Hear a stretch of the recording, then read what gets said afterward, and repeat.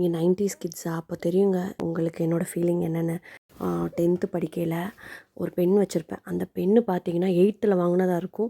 10th வரைக்கும் அதுதான் ராசி அதுதான் ராசி, இதில் எழுதுனா தான் நான் எக்ஸாமில் இவ்வளோ நல்ல மார்க் வாங்குவேன்னு அந்த பென்னை பொத்தி பொத்தி பொத்தி பொத்தி வச்சுருப்பேன். இவ்வளோக்கும் அது 20 ரூபா பென்னாக இருக்கும். அப்படியே மிஞ்சி போனால் ஒரு ஹீரோ பென் வாங்கி கொடுப்பாங்க. அந்த ஹீரோ பென்னை ஒரு 4 வருஷமாவது வச்சுக்கணும்னு வாங்கி கொடுப்பாங்க. அதுக்கு நடுவில் பென்னு உடஞ்சா கூட வாங்கியே தரமாட்டாங்க. அப்போல்லாம் ஹீரோ பென் வச்சுருக்கவங்களாம் ஹீரோஸ் மாதிரி பார்ப்பாங்க. அப்படியே நம்ம பென்னு உடஞ்சிச்சின்னு கேட்டாலும் 10 ரூபா பென் தாங்க வாங்கி தருவாங்க. கேட்ரேஜெலாம் இல்லை, நம்ம தான் இங்க் ஃபில் பண்ணணும். அப்படி தான் யூஸ் பண்ணுவோம். ஆனால் இப்போ உள்ள கிட்ஸு வகை வகையாக மாதத்துக்கு ஒரு பென்னு, வாரத்துக்கு ஒரு பென்னு, இப்படி வகை வகையாக பென்னை யூஸ் பண்ணிக்கிட்டே இருக்காங்க. ராசி பென்னுன்றதே கிடையாதுங்க. லக்கு, இந்த பென்னில் எழுதுனா லக் அப்படின்ற ஒரு ஃபேக்டரே அவங்களுக்கு கிடையாது. ஆனால் 90s கிட்ஸ்க்கு அது ஒரு சென்டிமெண்ட் தான்.